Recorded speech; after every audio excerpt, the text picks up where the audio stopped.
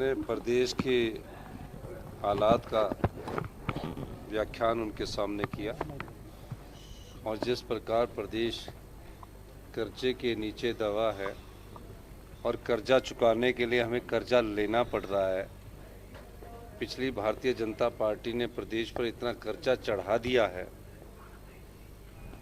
हमने उनके पास वो बात रखी। हमने कहा कि जो पानी है वो हिमाचल प्रदेश की संपदा है। उस पर अगर हम कोई सेस लगाते हैं, कोर्ट उसको स्टे कर देता है। हमारे पास जंगल है। अगर हम नॉर्दर्न इंडिया के लंग्स हैं, अगर हम जंगल काटने की परमिशन देते हैं तो हम अपनी आय को बढ़ा सकते हैं, लेकिन उस संदर्भ में भी हमें उपेक्षा होती है। हमने पूरी तरह जंगलों पर 68% हमारी फॉरेस्ट लैंड है, उस पर बैन लगा रखा है। उस मामले को भी आप ध्यान में रखिए। और जो आरडीजी रेवेन्यू डेफिसिट ग्रांट जो हमें मिल रही है वो इस वर्ष सिर्फ 3000 करोड़ के करीब रह गई है। उससे पहले पिछली जो सरकार थी उस समय 10-10 हज़ार करोड़ रुपए आती थी, अब सिर्फ 3000 करोड़ रुपया रह गई है। और भी कई मुद्दे हैं जो हमने अपनी प्रेजेंटेशन में रखे हैं। उस प्रेजेंटेशन की कॉपी आपको दे देंगे। हमने कहा कि हमारा आरडीजी ग्रांट का दायरा बढ़ना चाहिए।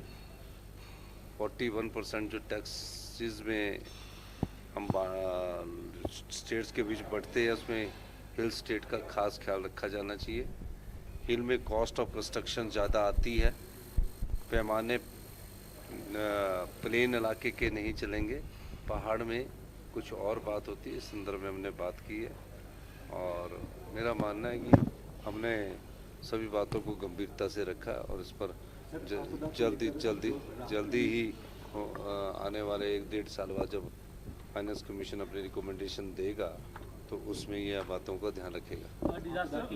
के समय हमने कहा कि आपदा में जो एसडीआरएफ और एनडीआरएफ के तहत जो डिजास्टर का पैमाना है वो प्लेन इलाके की तरह नहीं चल सकता। पहाड़ के अलग डिजास्टर होते हैं। उड़ीसा में अगर साइक्लोन आता तो उसका कुछ और अलग है, पर हिमाचल में अगर लैंडस्लाइड्स होता तो उसको कुछ और अलग है। तो ये सब चीज़ें हमने उनको बताई और अब देखते हैं उसके बाद अभी पूरे राज्य पैकेज नहीं होता।